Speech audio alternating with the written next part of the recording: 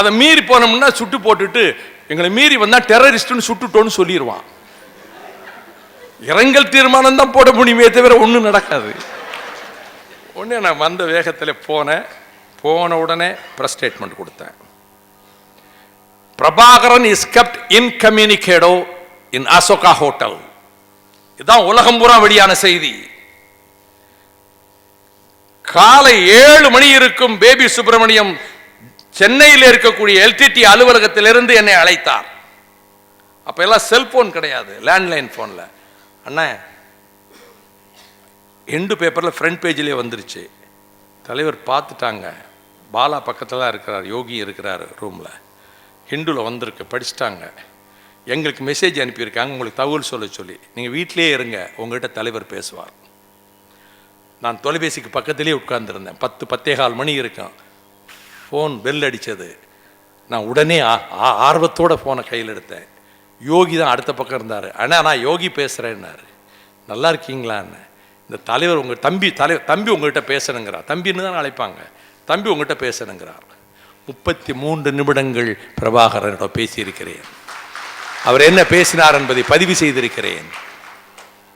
நானும் கழுத்திலே குப்பி கட்டியிருக்கிறேன்னா, நானும் சயனடி கேப்சூல் கட்டியிருக்கிறேன்னா, எங்கள் பிணங்களின் மீது மிதித்து கொண்டுதானே அவங்க உள்ளே போகணும். நான் சொன்னேன், இந்தியா வஞ்சித்து விட்டது, முதுகிலே குத்தி விட்டது என்று நான் அறிக்கை கொடுத்தேன். அதன் பின்னர் இவரை அழைத்து கொண்டு போவதற்கு முன்பு நடந்ததை சொல்லுகிறேன். என்ன நடந்தது என்பதை பாலசிங்கம் லண்டனிலே நான் பார்த்தபோது, அவர் நார்வேக்கு சென்று சிறுநீரக மாற்று அறுவை சிகிச்சை செய்து திரும்பியதற்கு பின்னர் நான் லண்டனுக்கு போனபோது சொன்னார், இந்த அக்ரிமெண்ட்டினுடைய காப்பியை தீட்சித் கொண்டு வந்தான்.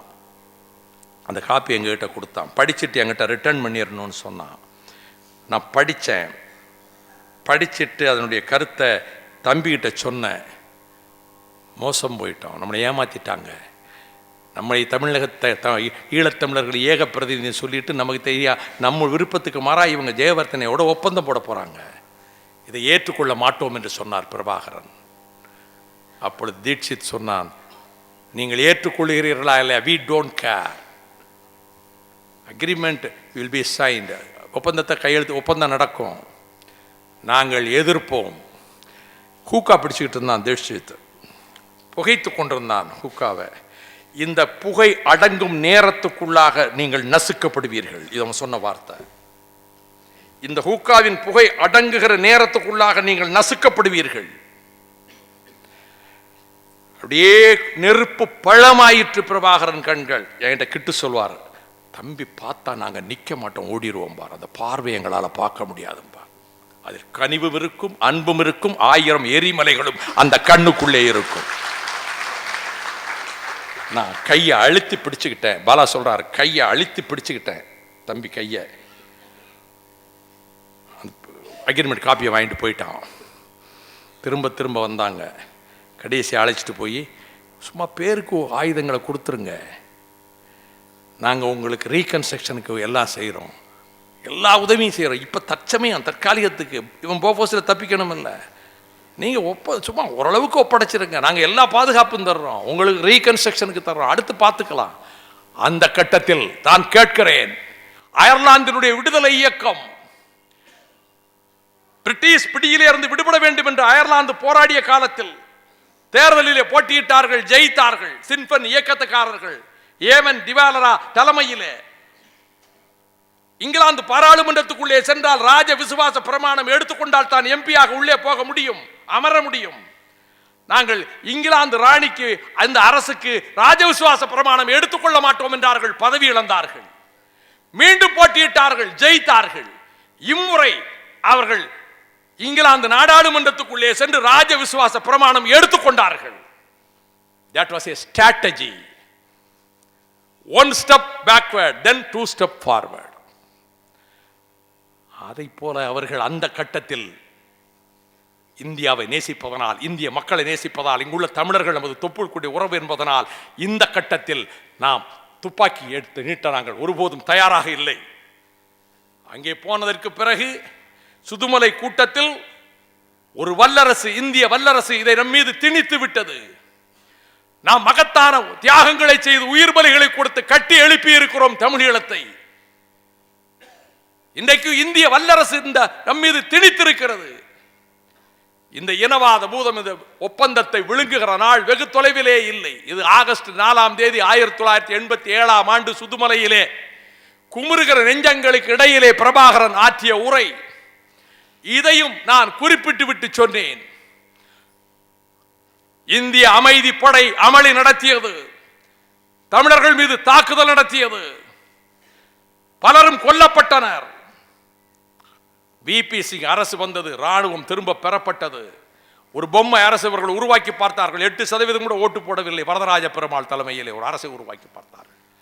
இதற்கு பிறகு நம் மன்னிக்க முடியாத துரோகம், திலீபனின் மரணம், ஜானியின் படுகொலை, கிட்டு கொல்லப்பட்ட விதம், இத்தனை துரோகங்களுக்கு மத்தியிலே உலகம் தெரிந்து கொள்ள வேண்டும்.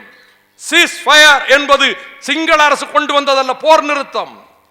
2000 உலகம் இதுவரை கண்டும் கேட்டு வராத வீர சமரை யானை இரவிலே நடத்தி தங்களை விட 100 மடங்கு பலம் வாய்ந்த சிங்கள ராணுவத்தை தோற்கடித்து புலிக்கொடியை யானை இரவிலே உயர்த்தியதற்கு பிறகு from position of strength they declared ceasefire. புலிகள் போர் நிறுத்தத்தை அறிவித்தார்கள். கிறிஸ்துமஸ் பண்டிகையை முன்னிட்டு 2000 டிசம்பர் 24ஆம் தேதி அந்த ஈவ் ஆஃப் கிறிஸ்துமஸ் 30 நாட்களுக்கு. That was extended for another 30 days. மேலும் 30 நாட்களுக்கு. நார்வே உள்ளிட்ட சர்வதேச நாடுகளினுடைய அழுத்தத்தின் காரணமாக வேறு வழியின்றி அவனும் போர் நிறுத்தத்தை நாங்களும் செய்கிறோம் என்று இலங்கை அரசும் had to respond. இதன் பிறகு சந்திரிகா வஞ்சகம் செய்தார்.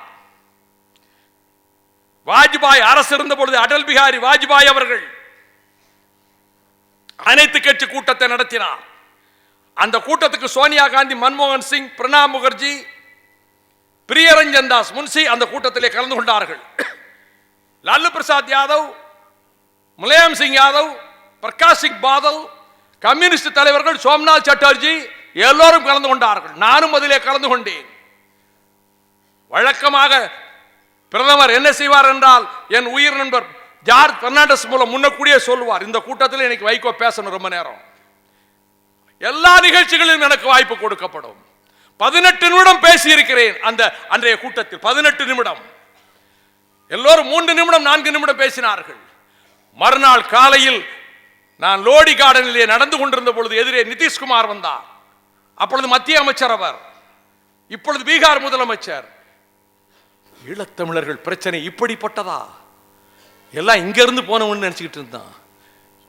இந்த உண்மைகள் எல்லாம் நேற்று சொன்ன உடனே நான் அப்படியே திகைத்து போய்விட்டேனே. இதை நீங்க ஒரு ஆர்டிகிளா பண்ண என்ன? அந்த 3 நாள் கழிச்சு என்னுடைய என்டையர் ஸ்பீச்சை நானே ஆர்டிகிளா எழுதி சென்டர் பேஜ் ஆர்டிகிளா ஹிந்துஸ்தான் டைம்ஸ்ல வெளியிட்டோம். அன்றைக்கு ஒரு முடிவெடுத்தார் வாஜ்பாய். இளைஞர்கள், மாணவர்கள் தெரிந்து கொள்ள வேண்டும். எந்த காரணத்தை முன்னிட்டும் சிங்கள அரசுக்கு இந்திய அரசு ராணுவ ரீதியாக எந்த உதவியும் செய்வதில்லை. அப்பொழுது நிருபர்கள் கேட்டார்கள், whether there will be any sale of arms. அவன் பணம் கொடுத்தா விப்பீங்களான்னு கேட்டாங்க. அழகா பதில் சொன்னார், no, not even sale of arms. இலங்கை பணம் கொடுத்தாலும் நாங்கள் ஆயுதங்கள் விற்க மாட்டோம். இந்த முடிவு அனைத்து கட்சி முடிவு, BJP முடிவல்ல. An unanimous decision was taken in the all party meeting.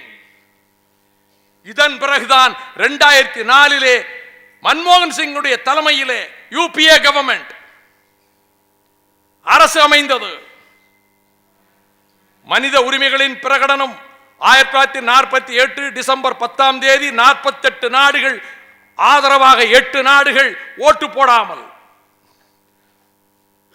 Russia, Yugoslavia, Czechoslovakia, South Africa, Saudi Arabia, Ukraine, Byelorussia, இந்த 8 நாடுகள் தான் ஓட்டு போடவில்லை, பங்கெடுக்கவில்லை. மற்ற அனைத்து நாடுகளும் ஏற்றுக்கொண்ட தீர்மானம் Universal Declaration of Human Rights, which was adopted on 10th December 1948.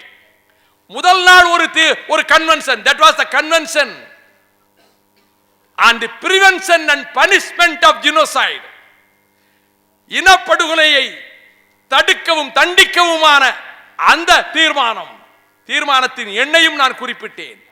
அது 1948 டிசம்பர் 9 அங்கே நிறைவேறினாலும் அது அமலுக்கு வந்தது 1951 ஜனவரி 12 முதல்.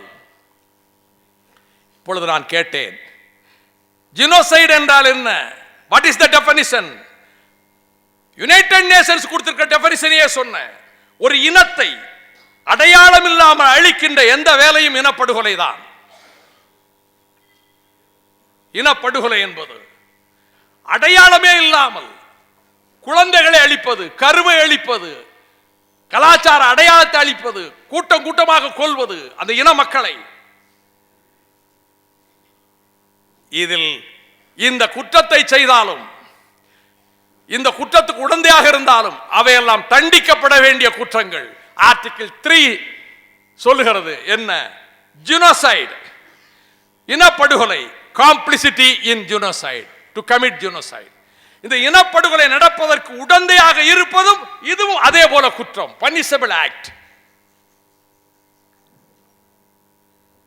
ஆகவே complicity in the crime of genocide, who has committed that crime of genocide? The UPA government of India is guilty of the crime of genocide.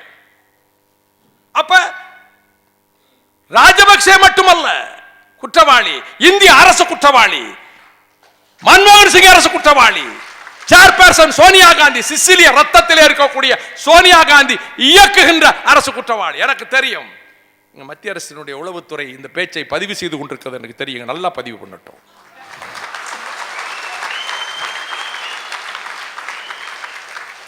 டெல்லியில பேசிட்டு வந்திருக்கேன், அங்க எல்லா மீடியா வந்திருந்தாங்க. ஆகவே இந்த இனப்படுகொலை எங்கெல்லாம் நடந்தது? 1914, 15, 16 ஆண்டுகளில் அர்மீனியாவிலே லட்சக்கணக்கான அர்மீனியர்கள் துருக்கியர்களால் கொல்லப்பட்டார்களே, அது ஒரு இனப்படுகொலை. 60 லட்சம் யூதர்கள் விசவாயு அறைகளிலே அடைக்கப்பட்டும் கொடூரமாக துன்புறுத்தப்பட்டும் கொல்லப்பட்டார்களே நாஜிகளால், ஹிட்லரின் படைகளால். that was a terrible genocide. அது ஒரு கொடூரமான இனப்படுகொலை. நான் டாசோ கான்சென்ட்ரேஷன் கேம்ப்ல போய் பார்த்திருக்கிறேன். அங்கே இருக்கக்கூடிய புகைப்படங்களை பார்த்திருக்கிறேன். தாயும் தகப்பனும் கண்களிலே கண்ணீரோடு போவார்கள். சின்ன குழந்தைகள் கொஞ்ச நேரத்தில் செத்து போவோம் என்று தெரியாமல் துள்ளி குதித்துக் கொண்டு போவார்கள். அந்த போட்டோ அங்க இருக்கு.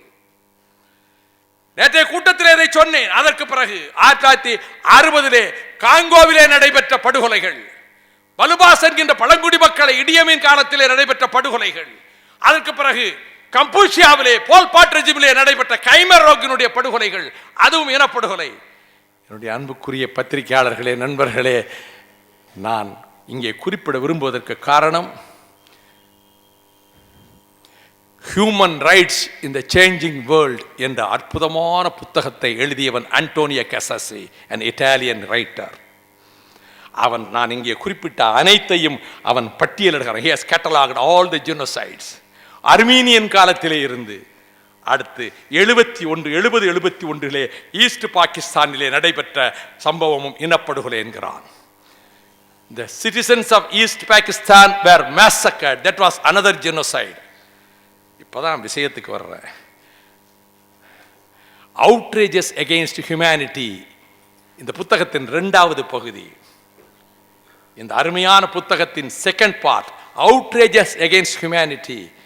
இதில் அவன் இதையெல்லாம் குறிப்பிட்டு விட்டு சொல்லுகிறான், 80களிலே இலங்கை தீவில் அந்த தமிழ் மக்கள் பெரும்பான்மை சிங்களவர்களால் இனப்படுகொலை செய்யப்பட்டார்கள். He has coined the word genocide. இனப்படுகொலை செய்யப்பட்டார்கள். அப்படியானால் டப்ளினிலே 2010 ஆண்டு நடைபெற்ற பீப்புள்ஸ் ட்ரிபியூனல், இதுவற்றி நடைபெற்ற தீர்ப்பாயம், அதிலே கலந்து கொண்டவர்கள் ஒருவர் இந்திய நாட்டினுடைய டெல்லி உயர்நீதிமன்றத்தின் முன்னாள் தலைமை நீதிபதி ராஜேந்திர சச்சார். ஈழத்தில் இனக்கொலை, இதயத்தில் ரத்தம் என்ற ஒரு கேசட் தயாரித்தேன் அல்லவா? அங்கே நான் சொன்னேன், நீங்க வெளியிட்டீர்களே டாக்குமெண்ட்ரி, இது போல செய்திகளை உள்ளடக்கி 2011 நாங்கள் தேர்தலில் போட்டியிடவில்லை, ஆனால் இரவு பகலாக எத்தனை இரவுகள் கண் விழித்திருப்பேன். அந்த சம்பவங்களை எல்லாம் தொகையாக வரிசையாக தொகுத்து தமிழிலும் பேசி ஆங்கிலத்திலும் பேசி, ஈழத்தில் இனக்கொலை, இதயத்தில் ரத்தம், genocide of Eelam, Tamils hearts bleed என்று தமிழிலும் ஆங்கிலத்திலும் குறுந்தட்டுக்களை தயாரித்து, லட்சக்கணக்கான குறுந்தட்டுக்களை தயாரித்து ஒவ்வொரு கல்லூரி வாயிலிலும் போய் நின்றேன்.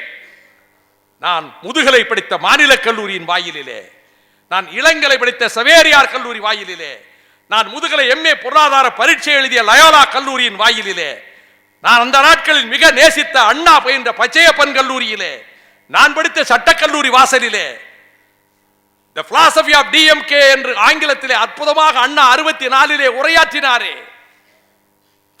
philosophy அசோசியேஷனுடைய வெள்ளி விழாவில் தலைமை தாங்கியவர் Chandran Devanesan, the principal of the Christian College, Tambaram Christian College. நான் பிரசிடென்சி காலேஜ் ஸ்டூடெண்ட். நான் பேச்சு கேட்க போயிருக்கிறேன். உலக நாட்டு தூதர்கள் எல்லாம் வந்திருக்காங்க, சென்னையில் உள்ள வெளிநாட்டு தூதர்கள் எல்லாம் வந்து உட்கார்ந்திருக்காங்க. அண்ணா பேசுகிறார், ஆங்கிலத்தில் பேசுகிறார். பிலாசபி அசோசியேஷனுடைய விழாவிலே, வெள்ளி விழா, தங்க பொன் விழாவிலே தலைப்பு என்ன கொடுத்து பேசுகிறார் தெரியுமா தம்பிகளே? The philosophy of DMK. அண்ணாவுக்கு அந்த கல்லூரி கொடுத்த தலைப்பு ஆங்கிலத்திலே The philosophy of DMK. அண்ணா பேசுவதற்கு முன்பு கல்லூரி முதல்வர் சந்திரன் தேவநேசன் வந்து வரவேற்கிறார். அப்பொழுது இங்கிலாந்தில் கன்சர்வேட்டிவ் கட்சி தோற்று தொழிற்கட்சி ஆட்சிக்கு வந்திருக்கிறது. வில்சன் பிரைம் மினிஸ்டர் ஆயிருக்கிறார். இவர் பிரின்சிபல் சொல்லுகிறார், இங்கிலாந்து நாட்டிலே ஆட்சி மாற்றம் ஏற்பட்டு வில்சன் பிரைம் மினிஸ்டர் ஆனதை போல இதோ இன்னும் ஓரிரு ஆண்டுகளுக்கு பின்னாலே வரப்போகிற தேர்தலில் இந்த நாட்டு மக்கள் யாரை முதலமைச்சராக தேர்ந்தெடுக்க போகிறார்களோ அவர் இங்கே பேச இருக்கிறார் அண்ணா என்று சொல்லுகிறார். அப்படிப்பட்ட இந்த நிகழ்வை நான் எண்ணி பார்க்கிறேன். இந்த கல்லூரி வாயில்களிலெல்லாம் நான் கொண்டு போய் கேசட் கொடுத்தேன். பேண்ட் ஷர்ட்டில் போனேன். காலேஜ் கேட்டுக்குள்ளே நுழையலை, பையங்க கூப்பிட்டாங்க. கேட்டுக்கு வெளியே நின்று தான் கொடுத்தேன். ஒரு காலேஜில் கூட நான் கேட்டுக்குள்ளே என்டர் பண்ணல, கேட்டுக்கு வெளியே நின்று தான் கொடுத்தேன். 2000 கேசட் 3000 கேசட் மாணவிகள் மாணவர்கள் எல்லாரும் வாங்கிட்டு போனாங்க. எத்தனை வீடுகளிலே இருந்து தொலைபேசி, சாப்பிட முடியல, தூங்க முடியலன்னு லட்சக்கணக்கான குறுந்தட்டுகளை மாணவர்களிடம் கொண்டு போய் நான் சேர்த்தேன். கட்சிக்காக அல்ல, கட்சிக்கு ஆள் சேர்க்க அல்ல. அதனையே ஆங்கிலத்திலே தயாரித்து என் ஆறுயிர் சகோதரர் கணேசமூர்த்தி அவர்களுமாக டெல்லியில் வெளியிட்டு விட்டு 159 நாடுகளின் தூதர்களுக்கு அனுப்பி வைத்தேன். பலர் எங்களுக்கு பதில் எழுதியிருக்கிறார்கள். ஆக உலகத்தின் கவனத்துக்கு இதை கொண்டு சென்றோம்.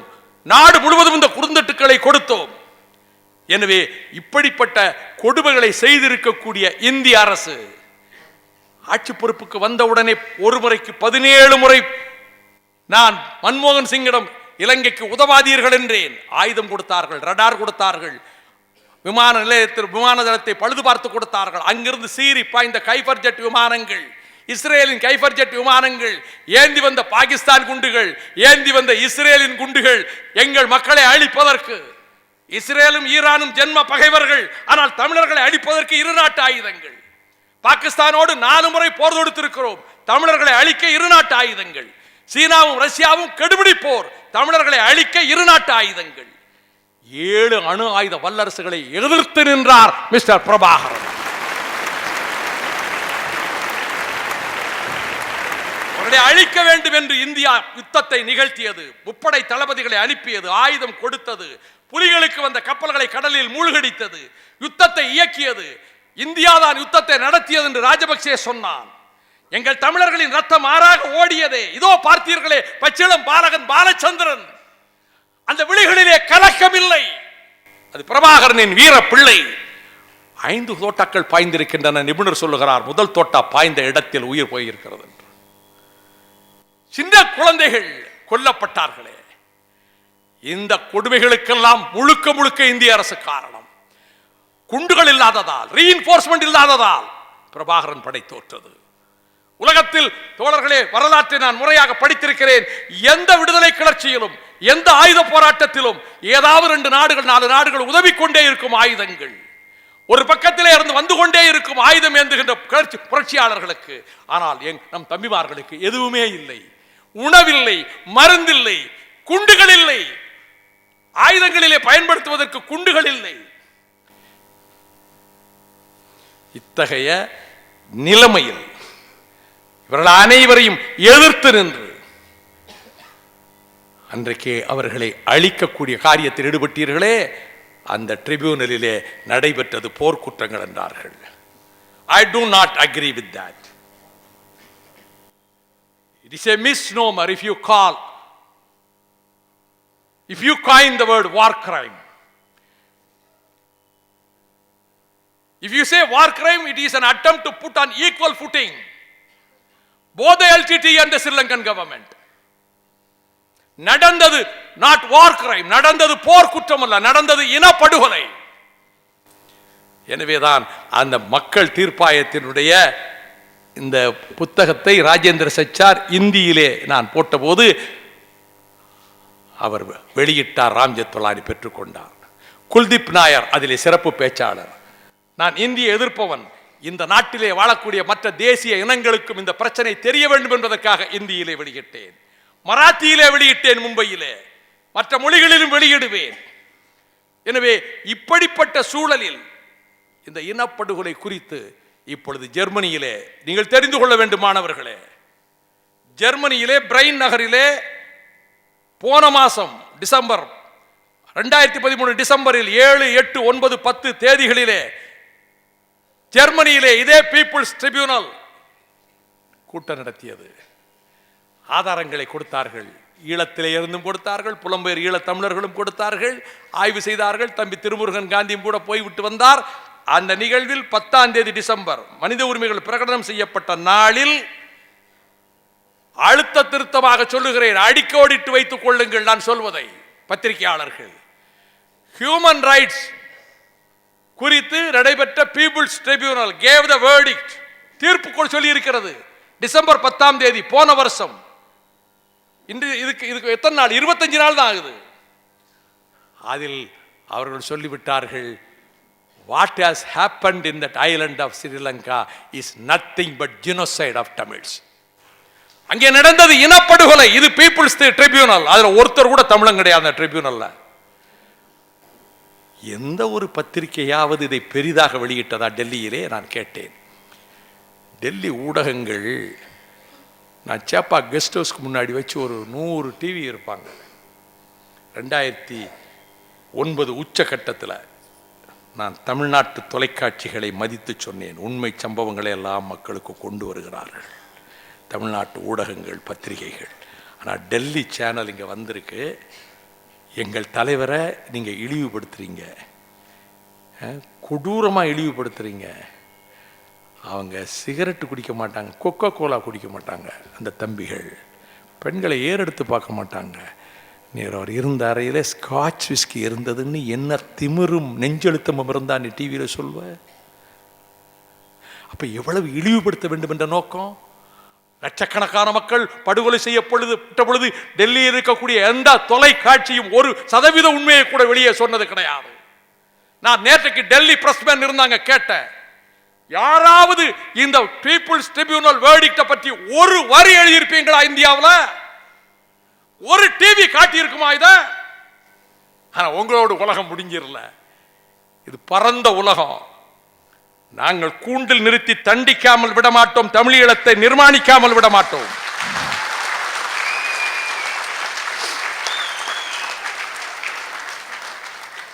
அப்பதான் நான் சொன்னேன், நாங்கள் என்ன கோழைகளா? we are a martial race. தமிழ்நாட்டை சொன்ன we are a fighting martial race. நான் சொன்னேன், there is no equal for Velu Nachiyar, the queen of Sivaganga, who conquered the British, not Rani of Jhansi.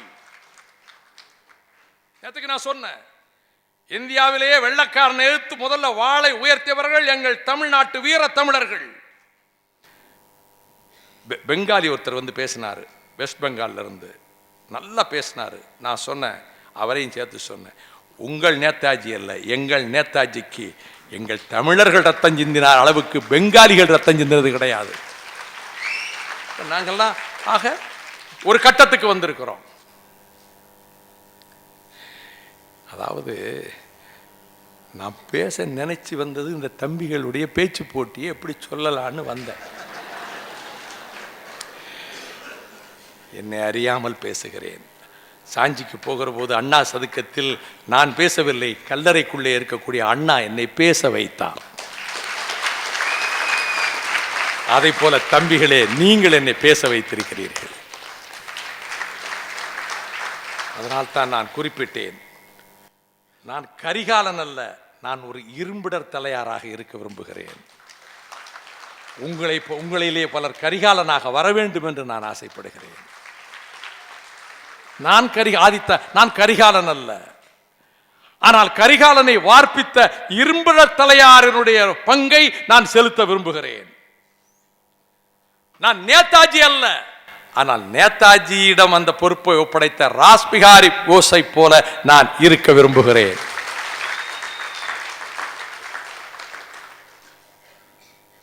மதிமுக என்ற கூண்டுக்குள் அடைக்க நான் விரும்பவில்லை.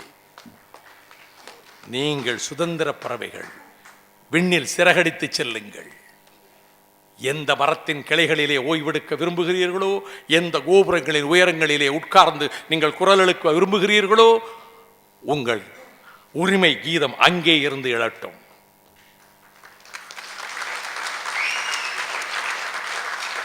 நான் உங்களை வார்ப்பிக்கத்தான் ஆசைப்பட்டு இந்த பேச்சு போட்டிக்கு ஒப்புதல் கொடுத்தேன். என்னை பற்றி பேசவா நான் மறுத்தேன் ராஜேந்திரனிடம். அது தற்புகழ்ச்சியை போல தெரியும் என்றேன். பின்னர் செந்தில் எதிபனும் அவரும் சொன்னார்கள், நீங்கள் ஈழத்தமிழர்களின் வரலாற்றை பேசி இருக்கிறீர்கள், அது இளைஞர்களுக்கு மாணவர்களுக்கு போய் சேரட்டும். அதன் பிறகுதான் நடுவர்கள் பேராசிரியர்களாக இருக்க வேண்டும், கட்சிக்காரர்கள் இருக்கக்கூடாது, கட்சி கொடிகள் இருக்கக்கூடாது என்று நான் திட்டவட்டமாக அறிவித்தேன். 1219 பேர் இதிலே பங்கேற்றிருக்கிறார்கள். ஏறத்தாழ 500க்கும் மேற்பட்ட மாணவிகள், எல்லோரும் கல்லூரி மாணவிகள். ஒவ்வொரு கல்லூரியும் 2 பேரை பேச்சு போட்டிக்கு அனுப்பியிருக்கிறது. பெரும்பாலும் முதல்வர்களே பெயர்களை அனுப்பியிருக்கிறார்கள், தமிழ்துறை தலைவர்களை அனுப்பியிருக்கிறார்கள். அவர்களுக்கெல்லாம் நான் தலை வணங்கி நன்றி செலுத்துகிறேன். என்ன நம்பிக்கை? அரசியலுக்கு பயன்படுத்துகின்ற மலிவான நோக்கத்தோடு வைகோ இதை செய்ய மாட்டான் என்ற நம்பிக்கையினாலே இவர்களை அனுப்பியிருக்கிறார். நான் கட்சியை கடந்து பார்க்கிறேன். என் தோழர்கள் எல்லாம் இருக்கிறார்கள். 20 ஆண்டுகளாக கல்லிலும் முள்ளிலும் நடந்து துயரங்களையே சிலுவைகளையே சுமந்த என் சகாக்களும் தோழர்களும் இங்கே நிரம்ப வந்திருக்கிறார்கள். அவர்களால் தான் நான் உங்கள் முன்னால் நிற்கிறேன். ஆனாலும் உங்களுக்கு முன்னிடம் கொடுத்துவிட்டு அவர்கள் வெளியிலே நிற்கிறார்கள், அரங்கத்துக்கும் வெளியிலும் நிற்கிறார்கள். உங்களுக்கு சிறிதளவு கூச்சம் கூட இருக்கக்கூடாது. நீங்கள் பேசுகிற பொழுது யார் முதலில் ஒருத்தரை என்னால் கணிக்க, எல்லோரும் ஏறத்தாழ போட்டோ ஃபினிஷில் தான் வந்திருக்கீங்க. யார் முன்ன போகிறது அது சில நேரங்களில் சில நிமிடங்களில் மன உணர்வுகள், அந்த சூழ்நிலையில் பேச்சு அமைதியை பொறுத்திருக்கிறது. எல்லோருமே அருமையாக பேசினீர்கள். எனக்கு என்ன மகிழ்ச்சி தெரியுமா? உங்கள் துல்லியமான அந்த அணுகுமுறை எல்லாவற்றையும் விட வெட்டு பாறைகளிலே வெண்கலமணி உருண்டு ஓடுவதை போல உங்கள் நாவிலே எழுகிறதே அந்த ஒளி முழக்கம், அந்த உச்சரிப்பு, அந்த தமிழ் உச்சரிப்பு அதை பல ஊடகங்களிலே கேட்க முடியவில்லையே. வருந்துகிறேன். நான் அவர்களை குறை சொல்லவில்லை. தமிழுக்கு நிகரான மொழி உலகில் இல்லையே உச்சரிப்பதற்கு. அதற்கு நிகரான நான் தற்போது உலகத்தில் இதற்கு நிகரான மொழி உலகில் இன்னொரு மொழி கிடையாது. ஆனால் உலகத்தில் பல நாடுகளில் மொழியே தெரியவில்லை. இந்த வம்சாவளியினருக்கு எழுத்தும் தெரியாது, பேச்சும் தெரியாது. தமிழகத்திலும் அந்த நிலை வந்துவிடக்கூடாது. ஆனால் நீங்கள் பேசுகிற பேச்சிலே அந்த சிறப்பு அகரத்தை உச்சரிக்கின்ற முறை இருக்கிறது. உங்கள் அனைவருக்கும் நான் வணக்கம் செலுத்துகிறேன். I salute you.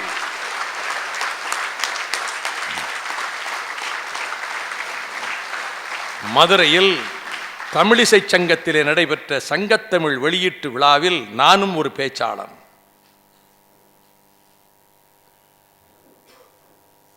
அப்பொழுது நான் மனதார முழுமையாக ஏற்றுக்கொண்டிருந்த தலைவரின் நூல், நான் ஏற்றுக்கொண்ட தலைமைக்கும் கட்சிக்கும் உயிரை தத்தம் செய்வதற்கும் தயாராக இருந்து பாடுபட்டவன். அதனால்தான் என் மீது கொலைப்பழி சுமத்தப்பட்ட போது 5 பேர் தீக்குளித்து மடிந்ததோடு மட்டுமல்ல, என் சகாக்கள் நீதி கேட்டு அண்ணன் திருப்பூராரை போன்றவர்கள், மலர் மன்னனை போன்றவர்கள், இங்கே இருக்கக்கூடிய என்னுடைய சகாக்கள் கணேசமூர்த்தியோ அல்லது மல்லை சத்யாவோ, துரை பாலகிருஷ்ணனோ, நம்முடைய புலவர் முருகேசனோ, வீரபாண்டியனோ, தமிழ்மாறனோ, பாலவாக்க சோமுவோ, சந்திரசேகரனோ, பூமிநாதனோ அந்த நேரத்தில் பதவி கிடைக்கும் என்று வரவில்லை. எம்எல்ஏ எம்பி ஆகலான் வரவில்லை. என்னோடு வந்தால் எந்த பதவியும் கிடைக்காது, துன்பங்களை மட்டுமே அனுபவிக்க வேண்டியது இருக்கும். போராட்ட களங்கள், வியர்வை துளிகள், கண்ணீர் துளிகள், இதைக்கு மட்டுமே சித்தமானவர்கள் என்னோடு வரலாம் என்று சொன்னேன். ஒன்றும் கிடையாது. வைகோ பொதுக்கூட்டத்தில் லட்சக்கணக்கானவர்கள் கலந்து கொண்டால் கூட ஒரு சிறு அசைவு கூட இருக்காது. இது விருதுநகர் மாநாட்டை பற்றி தினமலர் கொடுத்த சான்றிதழ். ஒரு புதிய வார்ப்புகளை நான் பார்க்கிறேன். அவர்கள் வார்ப்பிக்கப்பட்டிருக்கிறார்கள். நான் அந்த நிகழ்ச்சியிலே நான் பேசி முடித்ததற்கு பிறகு நான் பேசினேன். எனக்கு அவ்வளவு திருப்தி இல்லை பேச்சு. அங்கே மற்றவர்கள் பேச்சு பெரிதாக சிலாகித்து பேசப்பட்டது. நான் அந்த நூலை முறையாக படித்தேன், நான் பேசினேன். என் மனதுக்கு பரவாயில்லை. அதற்கு பிறகு ரத்தம் கசியும் இதயத்தின் குரல் நூல் சென்னையிலே வெளியிட இருந்த பொழுது, அப்பொழுது நாடாளுமன்ற குழு தலைவராக இருந்த அண்ணன் முரசொலி மாறன் என்னிடம் சொன்னார், வைகோ விஷயம் தெரியுமா உங்களுக்கு, மதுரையில் நீங்கள் தமிழிசை சங்கத்தில் இந்த சங்கத்தமிழ் வெளியீட்டு விழாவில் பேசுனீங்களே, அதில் பேராசிரியர் சஞ்சீவி அந்த நிகழ்ச்சிக்கு வந்திருந்திருக்கார். அவர் ஆஃபீஸுக்கு வந்தார், முரசொலி ஆஃபீஸுக்கு வந்தார். அவர் சொன்ன வார்த்தையை, ஆயிரம் பிரச்சனைகள் இருக்கலாம், நான் உண்மைகளை மறைப்பதில்லை,